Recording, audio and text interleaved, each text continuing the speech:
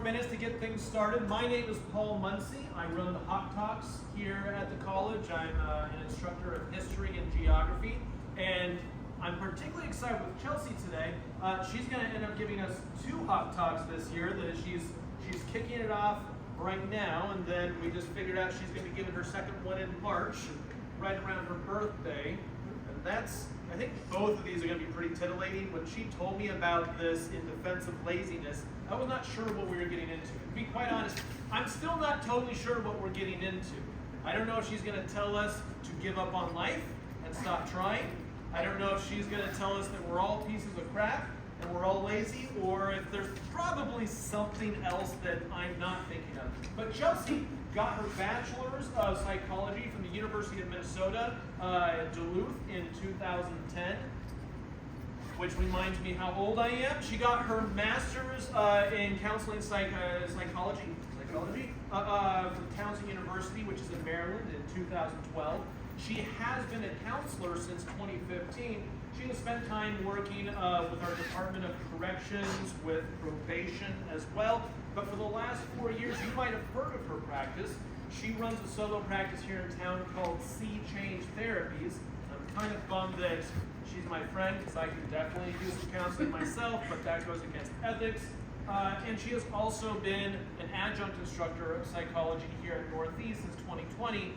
In short, she knows what she's talking about. So whatever she says today, when we're done, we will have a Q&A session, and I will come around and ask you a question, and I'll probably shout it out for you as well if you're uncomfortable shouting like this. But I would encourage you to think critically about what she's saying and thinking maybe how it applies to your own life. And it's okay to take a little bit of time to dig in, which you'll be here for a half hour afterwards, and we can just grill her. If you don't have questions, I'm sure I will have plenty. With that being said, I give you Chelsea Schutter. Thank you, Paul. Oh, pause already, that's premature. Let's wait and see if it's worth it. Okay, yeah, it's probably unlikely the therapist is going to tell you that you're all worthless and that you should just lay down and quit, right? At least I hope therapists aren't telling you that.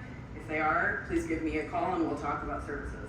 But as he said, I am from Sea Change Therapy Services here in town and an adjunct instructor, so he did a great introduction, so we can just move right along here. This is what we're trying to accomplish today. Good news, bad news. I have some answers to these questions, but I think that you're actually going to leave with more questions than answers. This is actually kind of an interesting critical thinking topic, like he was saying, that for me at least kind of opened my mind to like what changes need to happen in my life, in others' life, in our society in general. It's really big questions, and I'm wondering, hypothesizing that during the Q&A portion, I might be answering your questions with more questions rather than with more answers. But I was told that that's great. It's just to kind of feed critical thinking, right? So we're going to try to answer what is the laziness lie? That's a really big part of this. And then how does it show up? It says in my life, in your life, everyone's life. How does it show up around us? And then hopefully a couple tidbits about what we can do about the laziness lie. So this, the talk that I created is based very heavily on this book, Laziness Does Not Exist, by Devin Price, PhD. I recommend this book to a lot of people that I work with, to friends, to family. I've been a little bit obsessed with it since I read it the first time because it's very validating of a lot of things that I've been saying to a lot of people for some time now, and also trying to implement in my own life. So I really encourage you, if you're interested in what I'm talking about today, like seek this out at the library or get yourself a copy, whatever, and dive into it a little bit more, because I'm hitting some big points from it, but there's a lot more content in here that obviously I don't have time for, because I'm not going to read you an entire book today. So this is me. Paul did a great job introducing me, and what we need to establish first thing is my thoughts on normal. And here's how I feel about the word normal and the concept. I don't like normal. I try to take normal out of my vocabulary and out of the vocabulary of a lot of people around me, especially the clients that I work with. And I'm aware that it makes it look like I'm saying that I'm not normal, and I fully own that and accept it and did that on purpose. So here's my deal with normal. When people, especially my clients that I'm working with, come to me and they're like, I know that's not normal, or they ask me, is it normal that this is happening or I'm feeling this way?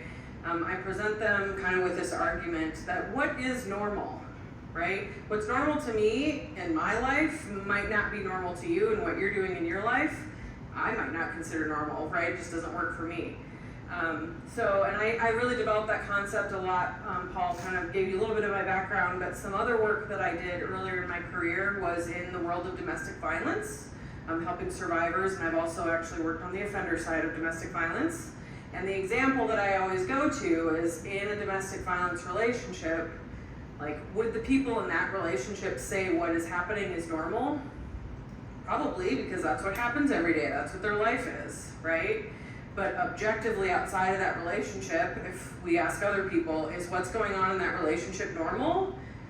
Hopefully we're all saying no, right? That's not normal. It's not healthy behavior. It's not helpful relationship dynamics. And so I try to eliminate the word normal because I think that concept applies a lot of other places in our life, not just domestic violence. And I try to substitute the words healthy or helpful. And the reason that I bring this up, we're not going to get into domestic violence today. That's a whole nother talk that I'd be happy to provide in maybe April if we need to. But I present that concept because I think a lot of what I'm going to talk about tonight, people aren't going to think it's normal. But that doesn't mean that I'm not talking about healthy or helpful concepts. And that's how we should be thinking about laziness, is kind of my base argument. And the book, right, is called Laziness Does Not Exist. And I've been trying to decide, am I taking it a step shorter than that or a step farther than that by saying we actually need to defend laziness, because then I'm making the argument laziness does exist, but it's okay, right? And I can't decide, am I like shy of it not existing, or am I saying no, it does, and I'm taking a step further and like saying it's okay, it exists, right? So maybe you can help me decide that as I'm talking tonight too. All right, so this is the real meat and potatoes of this talk, is what the laziness lie is, okay? So the first part, obviously there's 3 parts. First part is that your worth is your productivity. The value that you hold, what the laziness lie tells us, is that the value you hold as a person is based on what you produce, on what you can give to other people, how you can be useful, what you can create, right? In a lot of like really classical contexts, we think about that in the work world, right? Like what work am I putting out? And if I'm not putting out enough, then that has to do with how valuable I am to people and the worth that I hold to other people, as well as a lot of times the laziness lie tells us then I don't inherently have worth. I don't think I'm worthwhile if I can't produce, okay? So that is the first part of the laziness lie. And when you think about it, one of the first questions that we ask people when we meet them, right? You're at a party or a social gathering or an academic talk of some sort, and the first question you ask people is, what do you do? Right? Laziness lie in action, because the only piece of information we want to know about that person is, what do you produce for society? What role are you playing? And then I'm going to make judgments about you based on that. About your answers, about my beliefs, about what your answer is and all that. But, right, part of what the book says is we should be asking questions about, like, instead of what do you do, some of our first questions should be, what are you passionate about? What makes you calm? What gives you some sense of peace, right? I know Paul's like, oh my God. Such a weird, I know, right? Like the first time I'm meeting you, I'm like, what brings you peace in life, right? Like you probably be like, what the heck is Chelsea asking me, right? Not normal, but is it a healthy question, right? Am I creating a different dialogue and a different relationship with you by asking that question instead of, what role do you play in society, right? We also see that part of the laziness lie in a lot of beliefs that are held regarding people who maybe can't work. whether they're on disability, unemployment, they just got fired, whatever their circumstances are. Even me just like saying that probably brings images to your head of like what those people look like, how they act, what kind of lifestyle they may or may not have. And I'm gonna go out on a limb and say that it's probably more of a negative view that is created and a negative picture in your mind that comes up. If I talk about people who might be on disability or unemployment, can't work for whatever reason, or choosing not to work for whatever reason, right? We have a lot of beliefs that the laziness lie creates about that. All right, the second one, you can't trust your own feelings and your limits, okay? This is one that I work on a lot with clients at my practice currently, because it shows up in so many ways. That what we are conditioned to do by the laziness lie is to disconnect from ourselves so strongly that whatever someone needs us to do in terms of production, we can do it. Even if we're tired, even if we're hungry, even if we need to go to the bathroom, even if we've already done 14 other things today and I'm at my threshold. If somebody needs something from me, an instructor, a boss, a parent, whatever, a partner, right? I'm still going to find something in me to make sure that gets done. Even if my central nervous system is screaming at me that I need rest, and I need to eat, and I need to go to the bathroom, and I'm at my wit's end and I need to just zone out for a little bit, right? And later I'm gonna talk a little bit about like how personally I relate to this too. So what happens when we neglect our central nervous system and all those cues that our brain and our body are giving to us is that we start to develop more patterns of dissociation and dysregulation. So I start getting really irritable all the time. Maybe I develop anxiety and depression because I'm neglecting what my brain is telling me that I need, right? And then we have judgments around that too, that if my brain's telling me I need to rest and I need to go take a nap, then I'm judging myself because I'm like, oh my gosh, I shouldn't have to take a nap, right? Naps are for kids. Or like, I really should be cleaning my house and doing laundry instead of taking a nap because there's other things on my list that need to be done. But that's just further disconnection from how we're really feeling and what our body and our brain is telling us is our limit, right?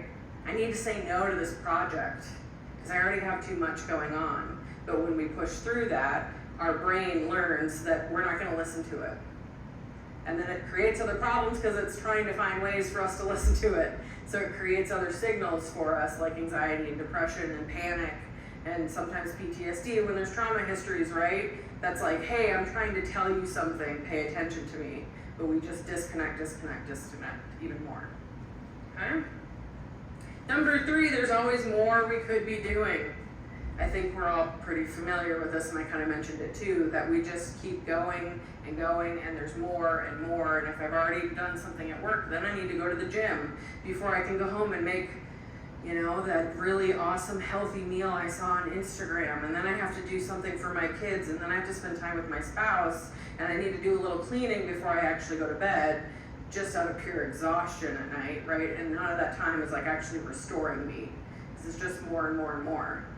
You know, I was kind of laughing to myself when Paul was reading, you know, telling you my background, because it's like, I went to college and then I got a master's degree and then I started working and I had an internship the whole time. Like, I'm victim to this too, right? And that's just the laziness lie. Sorry, here's some feedback.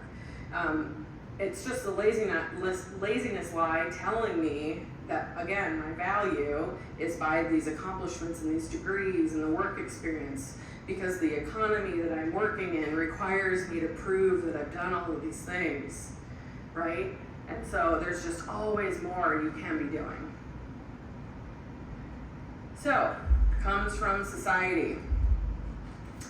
This book does a really good job, I think, of really laying it out in simple terms and showing the connections, that the laziness lie goes all the way back to like colonial America. It's tied very heavily to capitalistic ideas, right? Because the economy needs me to be a worker and produce, and I have to be able to pay my rent, and I can't do that unless I work, right? If I don't work, then they take my housing from me, and then I'm a problem to society because I'm homeless and I'm unemployed, and people are going to judge me for that, right? So it all feeds into this really capitalist system. And that's where I say, like, you might leave here today with more questions than answers, because do I have the ideas about how we overcome this capitalist influence? Like, no, right? If I did, I wouldn't have to be working anymore, because I would just give everybody the answer and be a millionaire and we'd all be happy, right? But I don't have that answer. But maybe through conversation we can come up with some ideas today. I don't know. But I think we're all kind of familiar, especially here in the Midwest, with this idea that our value, we value hard work, right? And that the evilness of sloth and being lazy, like, is where that really comes from. Which then brings up the idea too that laziness lies tied to religion in some ways, and some religious ideas and values that many of us have grown up in. And I'm not here to say, like, religion's awful and nobody should, right? That's not what this talk is about, but it's just to show you the ties to that. Because the Puritans, what the book talks about, like, it connects this idea of laziness to Puritan beliefs, that they believed that if you were producing and you were a good worker, that actually meant that God had chosen you for, like, redemption, right, and salvation. So they tied it directly. Paul's very excited about this. My U.S. history class just talked about this. There you go. There's a study session right now going over this. Okay, perfect. So are they here, and maybe this is extra credit, right? Well, they would be, but I think that they're trying to avoid being lazy. Perfect. So they're working. I get it. Yep. They're being good Puritans. Right, so it should, like, if you're interested in that, go take Paul's class and he'll tell you more about it than, like, this 5 minutes. I'm going to tie it to religion. There actually is proof of the word lazy first appearing in the English language around 1540. You can add that to your class too. And what it meant at that time, it was meant as a judgment if you called someone lazy, and actually came from the Low German term for feeble or weak. So if you're calling someone lazy, and that someone could be you, you're essentially calling yourself weak, right? So that's where, again, our society kind of feeds on that and tries to get more production out of people by using lazy sort of as this threat to your character and who you are, to try to steer you away from falling into it. So fun stuff, right? There's actually, let's keep going with the fun. There's actually even ties to slavery when it comes to laziness. Slave owners, on purpose, would overwork their slaves because that would prevent them from rioting, right? Which is also a capitalist concept, that if you keep your workers busy, they don't have time to get into other business and maybe try to overtake your company or start arguments, right, about how much they're being worked or what they're getting paid and all that kind of stuff. If they're too busy to talk to you about it, then it's not a problem. So my challenge to you is that if you see laziness as actually anti-capitalist and anti-racist, it might help you lean into laziness a little bit and get out of it what you can. Right, and get over sort of that hurdle of, like, laziness is a weakness. It's actually really powerful to embrace laziness in that way. It's fighting slavery. It's fighting, exactly. You're fighting slavery when you're lazy. You're welcome.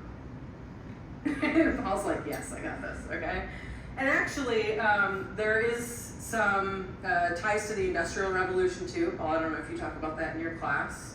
But if you're poor, if the poor aren't busy, they'll turn to crime and drugs, is kind of what the Industrial Revolution was based on, right? And I don't know about you, because you all haven't had the same career background and perspective that I have in life, but that idea of lazy people are creating crime and they're just doing drugs, that's something I still hear today, like all the time, about people who are unemployed or struggling with substance use. And actually that concept is sort of a part of still very legitimate substance abuse treatment that people can seek for themselves. because there's some statistics that get thrown around that like something like 70% of your ability to find sobriety comes down to you just filling your time with the right stuff. It's a laziness lie incorporated into substance abuse treatment, right? And I am not trying to say that substance abuse treatment is a terrible thing. I think it's great. It's very helpful to a lot of people who need it. But it's just showing how embedded into our entire culture this laziness lie is. That we even judge people for how they're spending their time when they're doing something like trying to get sober. Is it, because I've heard like, you know, if we have an addiction, sometimes we get out of it, we replace it with something else. Is this the same idea? You need to replace your addiction with work? Yeah, pretty much. The time that you've been spending doing drugs, you need to be spending finding a job and hanging out in the right places. And the right places are the productive places. Productive places, yeah. Hopefully there's also some element of like good connection with healthy people that are supportive for you, right? But a lot of times that comes down to just how are you spending your time? Is your time being spent in the right areas, doing the right activities? Are you going to meetings enough? Are you meeting with your mentor, right? Enough.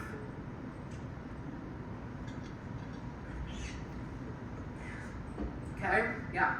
So it's just everywhere, even in mental health treatment. Going with the fun. The laziness lie in academia. Right, okay, I have the nervous face because I realize I am a person who works in academia, talking at academia, about academia, maybe being part of this problem. So I get that that's, you know, again, maybe not normal conversation to be having, but is it healthy conversation?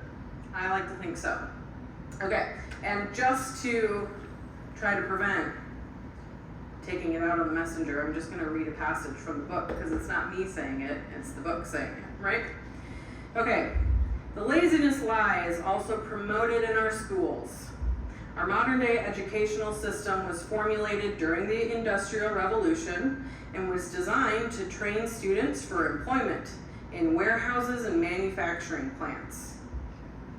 Sound familiar? Today, the structure of the school day remains remarkably similar to the structure of the average work day. There are rigid schedules, arbitrary deadlines that don't take into account what else is going on in a student's life.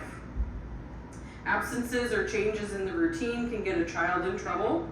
Children who struggle to focus or sit still for 8 hours are treated as problems to be minimized. Students who aren't naturally gifted in a subject are given less attention and support. So are kids who don't fit the stereotype of what a talented student looks like because of their gender, race, or socioeconomic status. Okay, kind of big concepts there, but I know, at least my personal experience as an instructor in education, I certainly fall into some of these traps.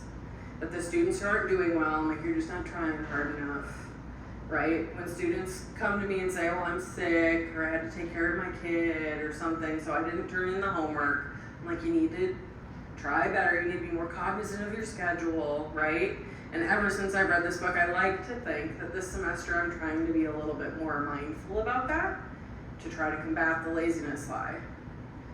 But the structure of modern day education is not always very supportive. Now, I like to think that our college, in particular, does a pretty good job of that. There's certainly resources for students who need help, whether that's counseling or financial or disability services, right? And I think, at least at the trainings I go to as an instructor, they're trying to encourage us to like take individual, elements in mind and accommodate where you can and where it makes sense in the ways that make sense. So there is a little bit of conversation, I think, which I would argue is combating the laziness lie in that way.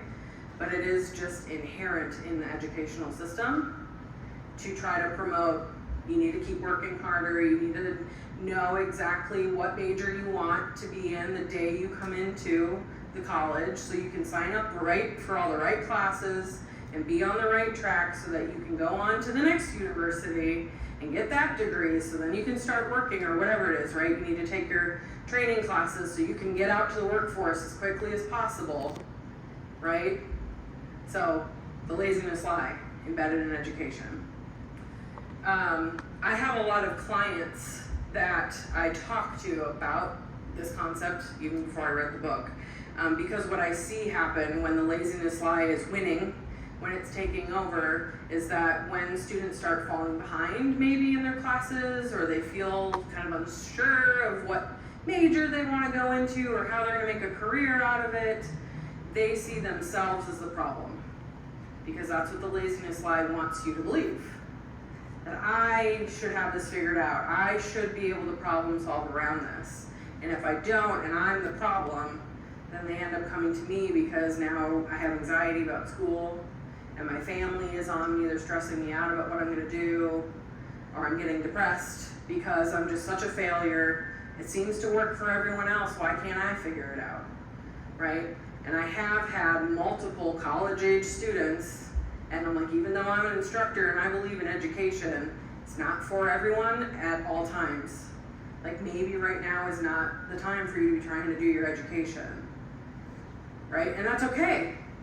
It just means you're gonna go find something else to do. And maybe later, if you wanna try education, you can go do that again. That's great, right? But it's not worth your well-being to try to push yourself that hard, or blame yourself for not being able to fall into the system that the laziness lie has set up for you. So, my challenge to you is to rethink what laziness is, and I've kind of already introduced this concept. But I'm going to make the bold claim that laziness is not evil. Doesn't mean you're weak. It's not something we have to be fearful of. It's not gonna send us all to hell if we are a little bit lazy, and we need to do that for ourselves, okay? Laziness is actually a warning, especially when you start having feelings of dread about something. Maybe there's one class that you really dread going to, but you go to that class because you have to take it because it's a general ed or something like that, or your major requires it. You're like, I hate this class, right? Dread is a huge warning sign that something is wrong, that you're betraying yourself in some way, because usually when we're dreading something and then we make ourselves do it anyway, that's when the dissociation happens, that's when the dysregulation happens, because we're forcing our body and our system to do something it does not want to do. And resentment works the same way. If you find yourself really resentful because you're like, I didn't really want to go to that meeting, but I told them I would, right? But I've had just such a day that the last thing I want to do today is go to that meeting, and I'm so mad that like I have to go because I told them I would. It's a warning sign to you that something needs to be evaluated there, okay? It's worth listening to, and laziness, wild concept, can actually be healing. So after today, you can go tell everyone you know that a therapist told you you have permission to be lazy, and actually it's good for you, okay? And when they start judging you, like, no, she told me I can do that, okay? So I have a few different conditions that are really common, or that tend to get talked about when laziness comes up, right? And in my world, depression is a prime example where people like see someone who's struggling with depression and still say things like they're just being really lazy. They just need to get up and take care of it. They need to address it, right? So on these concepts, right, depression is not evil. Like, I think actually that the mental health world is doing a better job of breaking the stigma around that. So that's good news, but we have tons of work to still do around that. And actually, what we know to be true within the workforce especially, is that if somebody, an employee, discloses to their employer that they have been diagnosed with depression, they're more likely to get in trouble when they take sick time, related to that or not, which then makes them more likely to be fired. So like I said, we still have a lot of work to do around how we view depression and how it's tied to laziness, okay? It's worth listening to, because what depression is trying to tell you is that you're overwhelmed. Just so for some people, a different way of thinking about depression too, right? It's telling you that you need to escape from something, pressure, or relationship, a work environment, whatever it is. And what I learned big time when I was working in the prison setting, like Paul was talking about, is that depression and anxiety is a very healthy reaction to unhealthy circumstances.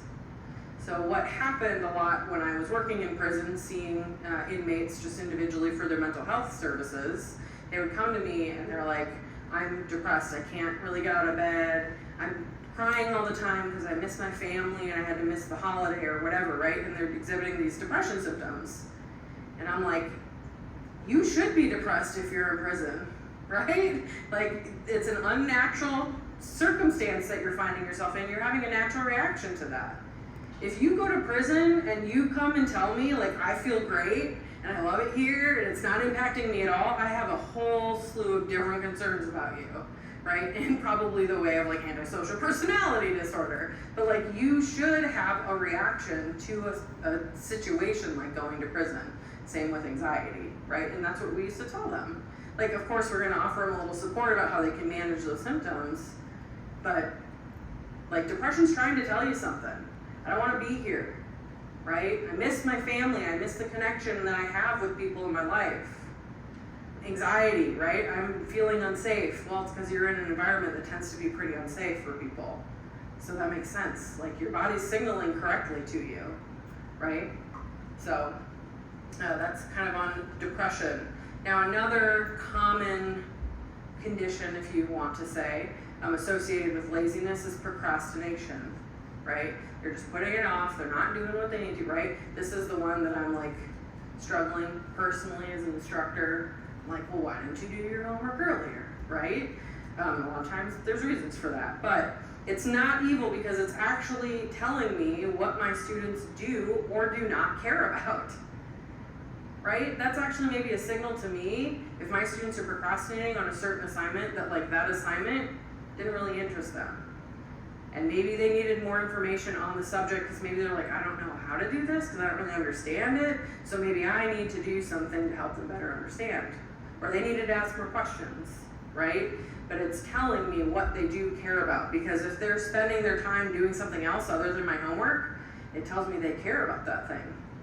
And sometimes if we find ourselves procrastinating like on certain projects repeatedly, that can be an indicator to us of like what we actually care about, what our interests are in versus what they're not in, right? Because if there's one project like, oh, I'd rather go work on that than have to do this report, well, I probably have more passion around this project, and maybe I should lean into that a little bit more.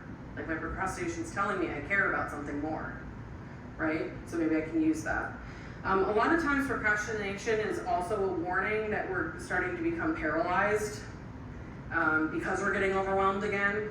So sometimes it's not that, like, for lack of trying, I have a lot of people are like, I really want to get that assignment done, but I just can't seem to, right? So what else is going on in your life that this is the thing that's like paralyzing you because you're overwhelmed?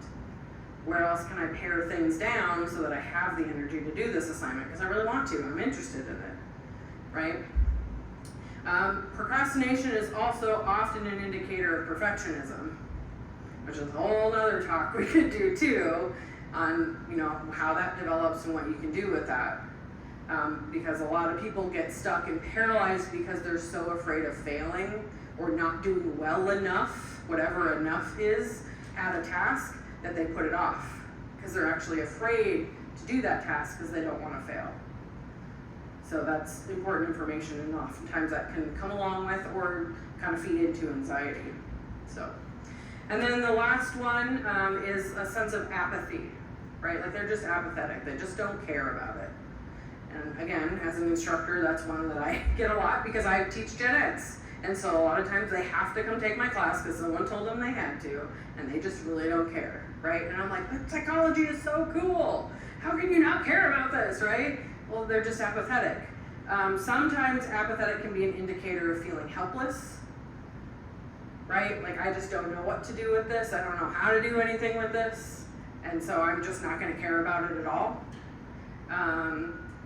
But sometimes if you listen to it, you can get answers to questions like, what do I really need? Right? What do I need to actually care about this? What information am I missing to care about this? And I know I've experienced that as an employee, feeling really apathetic about certain projects my bosses want me to work on or new policies we're implementing. And I'm like, why do I care about it? right? Because you changed a policy 2 months ago, and I adjusted to that because you told me I had to, and now you changed it again, and so I'm just not even going to care about it. But usually it's because I'm missing some piece of information about why that policy change happened, or what it's leading to. Like usually for me, I'm a big why person when it comes to that, and so it's like apathy tells me I need more information about something to have buy-in for it, okay? So that's kind of what it can indicate to me if I'm feeling apathetic. So, all right. So, this is where the real work begins, ironically, is I want you to work less. I'm giving you permission to work less. You see the circle on my screen? I included that for all of us. Because either by now you're feeling really overwhelmed because I'm talking about capitalism and racism and that academic environments are designed to destroy us, right? So that's overwhelming, and then I'm telling you to work less, and I'm sure the panic is starting in your mind of like what's gonna happen when I start working less. So what this circle is doing is expanding and contracting. What you're supposed to do, when it expands, I want you to breathe in for while it's expanding. And then when it contracts, breathe out. We're all gonna breathe through this together, okay? And it's gonna be up there the whole time I'm talking about you working less. So when you feel the panic setting in, follow the circle and do some breathing with me, okay? It's gonna be okay, I promise. So, how you approach working less, first you need to advocate for your autonomy. You need to educate people. That's the first step in advocacy. Tell people about the laziness lie. That's why I was so excited to be able to do this talk, because ever since I read the book, I'm like, everybody needs to know about this, right? So go tell people, I went to this really cool talk, and this is what I learned about laziness. And oh my gosh, I'm gonna go buy the book so I can learn even more. And spread the good word, right? With your boss and your parents and your teachers. That we're supposed to actually try to be lazy. It's okay to be lazy. Because if we ignore those signs, it has a really bad impact on our mental health. So I'm gonna try to be lazy, okay? There's a lot of research out there and information available to people about, like, especially work environments. Do some educating about what's really unhealthy in work environments in terms of the laziness lie. Micromanaging, the worst management strategy. Research is so clear on how toxic micromanagement is for employees, and you are guaranteed to drive your best employees out if you are using micromanagement. Educate people on that. Honestly, a lot of people don't realize that. They don't know about that. They don't know what micromanaging is. And again, there's maybe another talk. I'm giving you all kinds of ideas. You write them down? Oh, yeah. I'm waiting for all my students to show up and be like, of course. She told me I don't have to do my homework, Paul. Yeah, I get it. But I'll ask questions later. Yeah, great. Okay, advocate for a shorter work week. And again, this is where I say that maybe we have more questions than answers, because how do we all do that as a society? But again, there's tons of research out there and tons of examples of countries and cultures where a shorter work week is the norm. And guess what? Their happiness levels rank way higher than ours. Okay? So we can be thankful for a 5-day work week as the standard, and I know not every industry plays by those rules either. So we can be thankful that we do typically get weekends, but I'm here to tell you that most European countries have it down to a 4-day work week. And they get literal months off of work each year to go on vacation. It's just standard in every job, right? Go take your time. And when you have a kid, through whatever means that is, there's some countries where they literally get a 1.5 years off if you become a parent. And your job is waiting for you when you come back. And you get paid the whole time, by the way, because they know how important it is to foster a relationship with your new kid and to form those family bonds and all that good stuff. And they know that shorter work weeks and more time off actually makes you a more productive worker, which is kind of feeding into the laziness lie in its own way. So, right, there's a little bit of a trap. If it works for them. But if it works, right, if you're happy and working, then I will take it, right? A lot of people think, like, if I take a break at work, I'm gonna get off course, I'm gonna get distracted. But actually, all the research is super clear that taking regular breaks at work, 10 minutes every hour is actually the ideal. Get up, go walk away from what you're working on, and then come back. You're actually much more focused when you come back. and you're actually much more productive and do better quality work because of the break. You actually don't get too off course from it, usually. So educate people, right? Advocate for some changes happening. Focus on the quality of work, not the hours spent. One of the other really toxic policies that a lot of employers have is butts and seats, right? If you're not at your desk, then you must not be working, or you must have stuff you're not getting done. And that's not true, right? Some people can just be more efficient, quicker, and they get done what they need to. Let the person go home, right? Let them go enjoy their life and focus on their relationships and their hobbies and go get their workout in or whatever, without having to prove to you that they're still an employee because they're sitting at their desk staring at the wall, right? Advocating, this kind of goes with advocating too, but like flex time for work or working remotely has a lot of research. We had, pandemic years to do a lot of research on people working remotely and the impact, and it's all really good for productivity and quality of life. So you can advocate for that too, and focus on how much work you're getting done, not just how much time you're spending at work. Okay? Other questions to focus on the quality of your work. So instead of just asking how much work did I get done or how long was I at work today, you can ask, what's something that I accomplished this last month that I'm proud of in my work, right? It doesn't matter how long it took me to do that, what's something I'm proud of? It's focused more on the quality. Have my skills grown?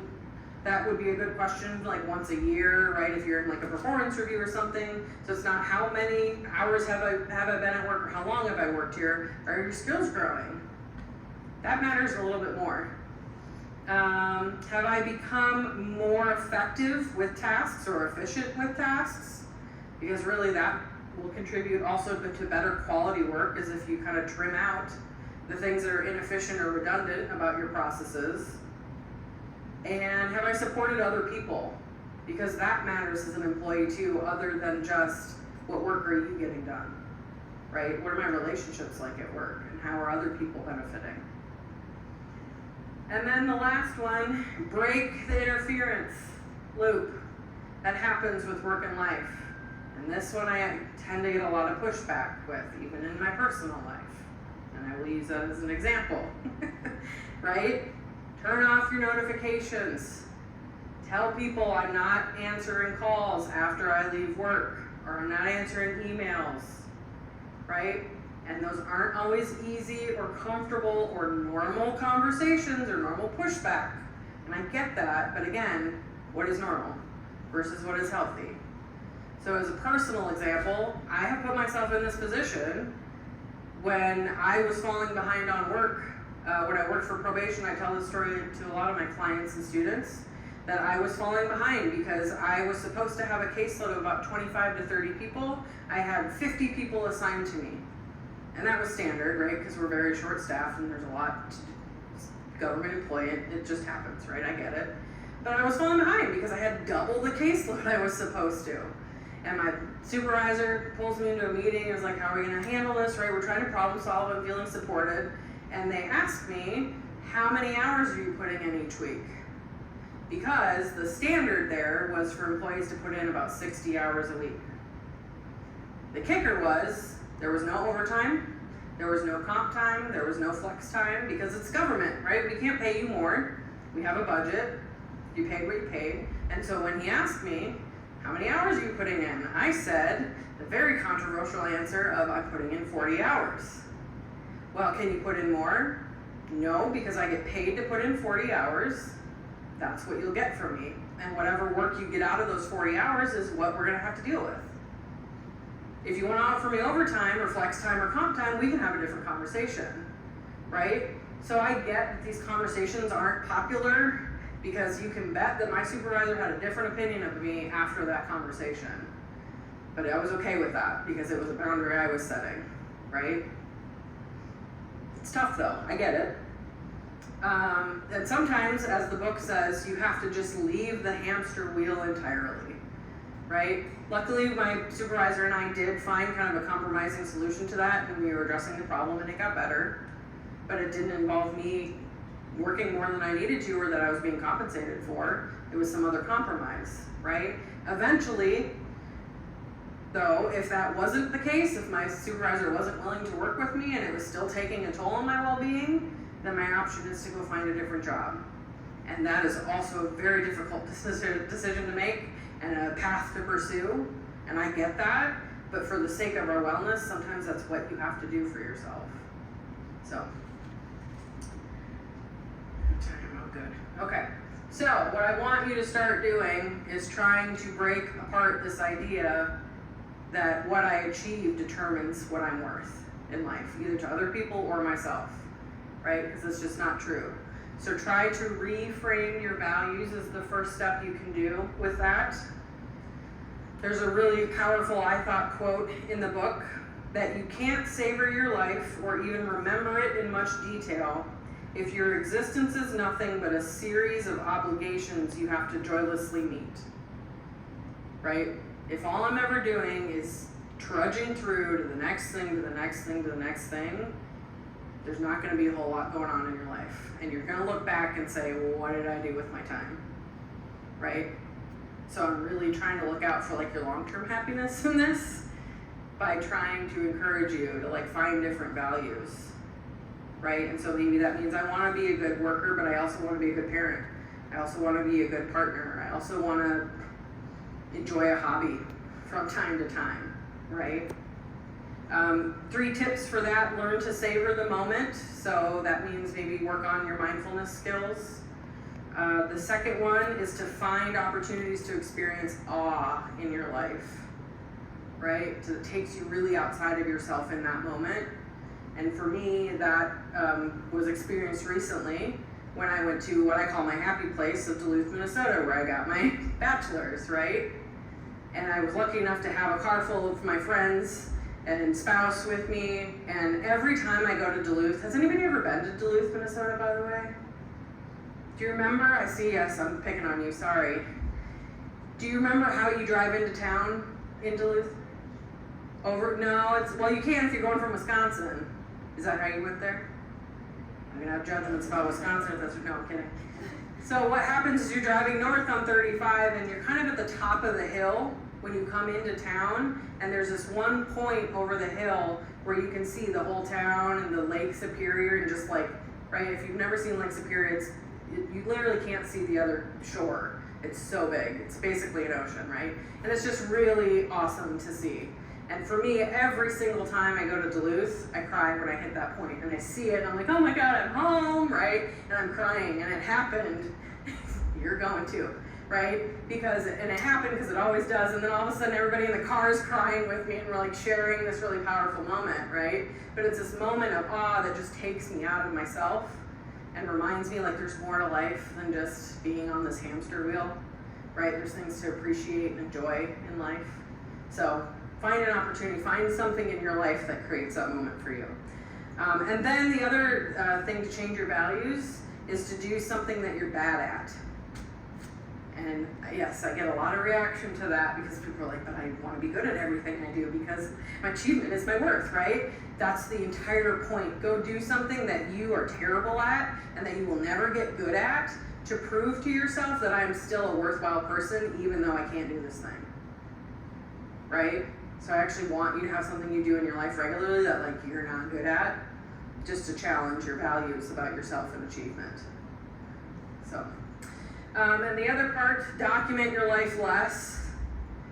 If there's one thing you take from this talk, I want it to be that social media is the devil, okay? And I know it's super important in connections, especially for certain generations in the room, right? And it can be helpful, it can be a useful tool, but it also sets us up for a lot of feelings of incompetence and striving for perfectionism and comparison with others who aren't anywhere near the same situation we are, and my house should look like this, and the meals I should be eating, and I should be able to do this many reps in that workout, and my outfit should be cute, and I should be this kind of worker, right? Like, the more you pay attention to like what messages am I getting from my social media feed, the less you like it.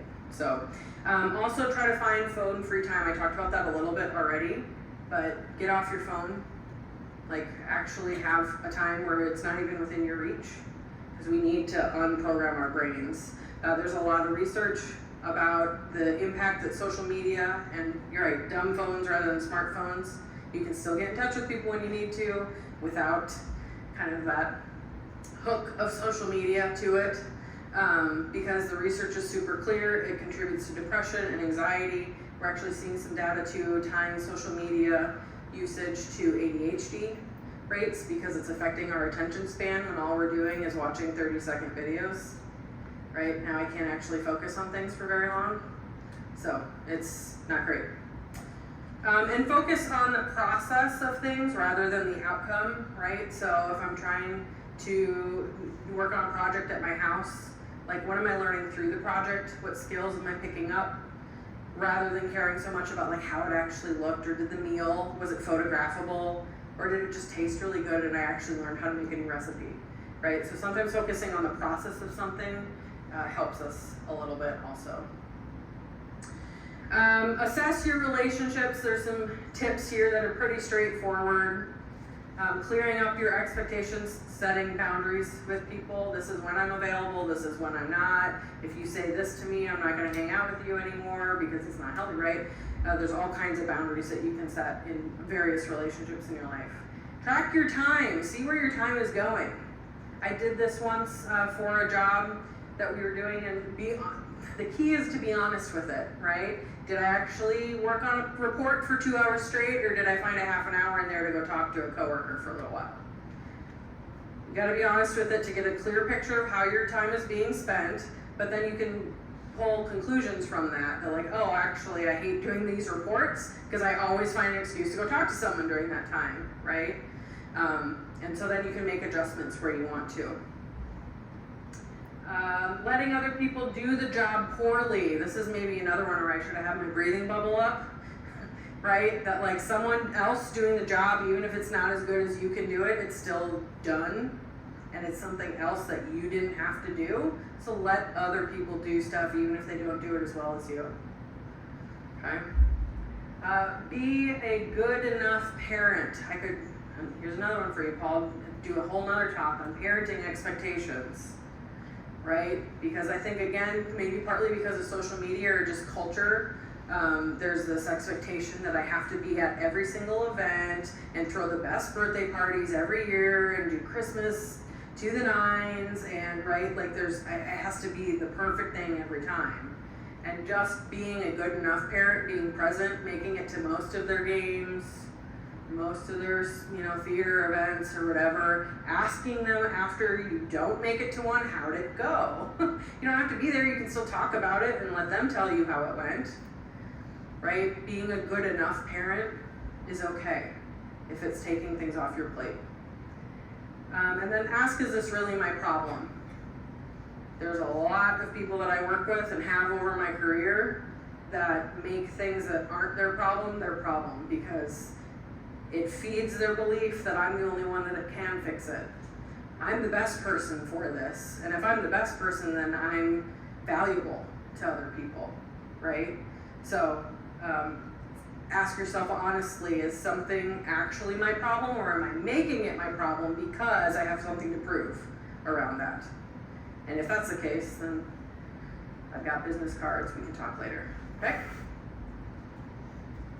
So, shrugging off the shoulds. This is another big concept that I have with all my clients, is when I hear the word should, I replace it with could. I should go to the gym today. Could go to the gym today. I also could not go to the gym today, right? When you change it to could, it makes it seem a lot more optional, takes the pressure off. It actually gives you the autonomy of making that decision, rather than being pressured by whatever unknown powers that you have to go do that thing, okay? So one way to do that is to accept your body, right? And that maybe means like working on your self-image and your body image and your self-esteem around that, but also like, oh, I should go to the gym, but I worked really hard at the gym yesterday, and what my body needs today is a day of rest. I need an off day. And that's okay, right? I might not get the gains I want, but my body's telling me today that I did too much, and I need to hold back from that. So accept what your body's telling you. Embrace the mess. Easier said than done sometimes, right? I'm still going to promote hygiene and safety, right? We still want those things, but beyond that, sometimes we just need to let things be messy, and I'll talk about more of that in just a second. Seeking inspiration, not shame. So that goes back again to social media. If the accounts that you're following that are coming up on your algorithm and your feed are making you feel bad about yourself, you probably should be unsubscribing from those accounts, right? Which ones are actually inspiring to be more creative or showing me menus and recipes that I really actually like rather than what I should be eating, right? I want to make a burger, a really good burger. I don't care about that salad, right? So I'm going to unsubscribe from Salads Unlimited, and I'm going to subscribe to the burger account, right? Because I want to be inspired, not feel shamed about it. So that can be really helpful. And then take off your superhero cape. You can't do everything, right? That also actually ties into this idea of like towards activism too. There's much more to be said there, but activism, opportunities and activities are great. They really matter. We all have things that we're passionate about and want to do something, in these areas. But activism also can be a very toxic space. It is usually made up of people who have been deeply impacted by whatever the cause is. And so sometimes that means they're getting triggered by the cause, working towards a solution to the cause, right? And sometimes that can be you too. Like you can get triggered even if you care about the thing. And so sometimes you got to check in with yourself. Am I doing too much on this cause? Do I need to take a break from this cause? Right? And that's okay. Micro activism is still activism. So even if it's, well, I can't go to the meeting and I can't go, protest, or I can't go do this or that, but what I can do is write an email to my senator, right? That still counts. That's still doing something, but in a way that isn't going to push you beyond your threshold. So be careful with that. All right, and then compassion is the thing that we need. Okay, compassion to other people. So when someone's being lazy and like, I gotta pass on that thing, I gotta go take a nap instead, right? Instead of judging them for that, praise them for it, right? That's really awesome you're taking care of yourself that way. I'm so proud of you for saying no to that thing because I know you've already got too much stuff on your plate. And you deserve that same compassion from yourself too. So when you find yourself judging, what I find to be helpful is just to get curious about the thing instead, right? Why am I judging this person? What piece of information am I maybe missing? What don't I know about their circumstances that's leading me to judge for whatever they're doing? Which maybe leads you to take into context like the broader things going on in their life, right? Are they not feeling well? Did they have something going on at work today or with their family? Do they already have something on their plate? Did they get into a car crash on their way here and that's why they're late, right? Like there's probably some information that I don't have. So keep that in mind. Okay, so here's my case study. Me, just to prove to you that you are not alone in this, and just because I'm up here talking doesn't mean that I have it all figured out, right? I am human too. Believe it or not, therapists are human. So, this is just kind of demonstrating how this shows up in my life. So worth is productivity, right? Is one of the main tenets of the laziness lie. I am my job is a literal sentence that I said to a supervisor one time in my career. I was having conflict with another coworker and she pulled me in to try to kind of sort it out. I'm like, why is this getting to you so much? And I said, well, I am my job. So if my job's not going well, I'm not going well, right? And we had a great conversation about, well, maybe you need to work on that, right? She was a good supervisor. But that's how it has showed up in my life before. And it still does, right? That there are still times where as a therapist, people in my personal life come to me and they want some advice or they want someone to vent to. And because I fall into the laziness lie of I'm my job, sometimes I let myself get pulled into that more than I should, right? I'm trying to move this. So that's my thing to be mindful of, right? Can't trusting their feelings. My spouse gets on me all the time because I am the queen of skipping lunches. Because I'm busy, I'm running from teaching to my clients and I'm between clients and I had a string of clients, right? So I've been getting better at that by keeping protein drinks at my office. So if I have a string of clients and I can't get lunch, at least I can give my body, because my body's telling me I'm hungry sometimes, I've gotten really good at dissociating from that too. I don't even notice I'm hungry, right? But if I know, okay, it's been a while since I've eaten and I've got a string of clients, I'm just gonna drink this protein shake so that I'm telling my body I still am paying attention to you. So that I'm not encouraging that dissociation, right? Dysregulation. More to be doing. Hello, self-employment, right? I'm my boss. So there's always more that I could be doing for my business, for my classes, and I have to keep myself in check with like how much is too much and when do I just need to stop and take a break. And judgment of self and others, right? I'm human, I fall trap to that too. So here's how I try to work less. I don't take insurance at my business because I don't know how much you know about the insurance world. It's problematic, okay? It's a lot of work too, and it's just me at my business, and so I know that that's gonna be too much for me to handle on my own with everything else I have going on, so I set a boundary that I'm not gonna take it, right? I also keep a really low client load so that I can actually know who my clients are and what's going on with them and actually be present with them rather than thinking about the 17 other people that I'm gonna see in the next 2 days, right?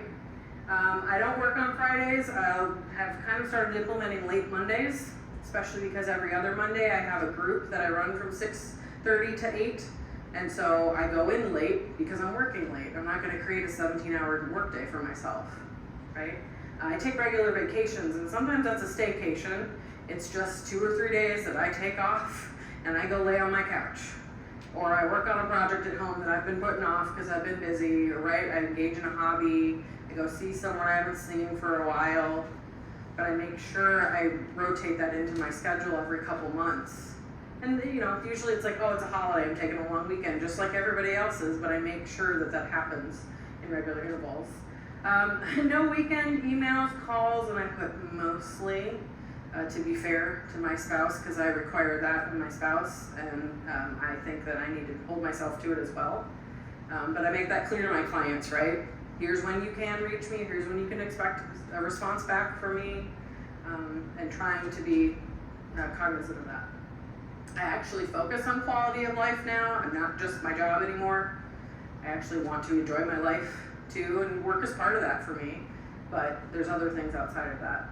I've had to do a lot of work around the idea of like, what is friendship? And again, because that kind of comes with the territory of being a therapist, that sometimes friends want free therapy, right? So I have to kind of decide for myself, like, when are friends pushing too much? When do I need to back away? When do I need to protect my boundaries? When do I need to tell them, hey, that sounds like a great question for your therapist, and just not engage in the conversation anymore?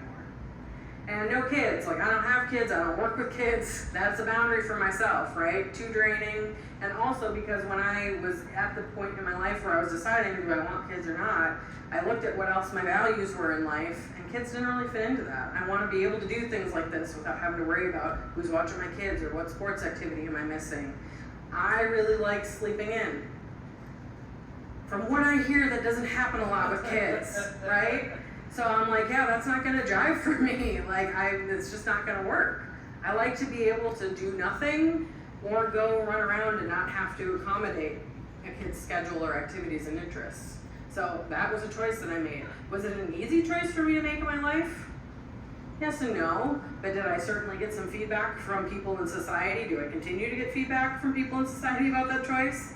Because the laziness lie says, produce, produce, produce. That means human life too, especially for women, right? And so what judgments do I face by not having that? But it's a choice that I make it and I stick by, but it doesn't mean it was easy. So I just present this as like proof that you can do it. It takes work, and I'm not saying like I'm the perfect model for this by any stretch of the imagination, but when I'm trying to encourage people, like, maybe you gotta leave your job, and they're like, oh, I can't do that. How am I gonna pay my bills? I'm like, well, I've been there, right? I've had to leave jobs because they were toxic, and I figured it out, because we do. That's what we do as people, right? Well, how am I gonna not have kids? My family really wants grandkids, right? Well, you can do it. You know, you can make these tough decisions for yourself if it matters enough. So, some of my shoulds, like I have a new perspective on running now, which was a big hobby in my life at one point, which I was really doing more to like cope with stress and anxiety and things like that. And now running I want to do because I enjoy it, because I enjoy the happy endorphins I get from it. So it's like a different relationship that I have on what could be argued is a very productive hobby. Tolerating mess, this is where I said I was going to talk about it. Like, that's still a work in progress, right? Especially for me, I did a lot of in-home work at probation, and before that, in some other crisis work I did. So I've been in a lot of homes that I consider not sanitary, not safe. And so for when my home environment gets that way, it's triggering for me in like an anxious way, right? I'm like, oh my, and I go into work mode. Because I'm like, my house is reminding me of these homes where I've gone to support people and I feel like I have to be doing something, right? And so that's something that I have to work on to combat the laziness lie of just let dishes be in the sink sometimes and be okay with that, right?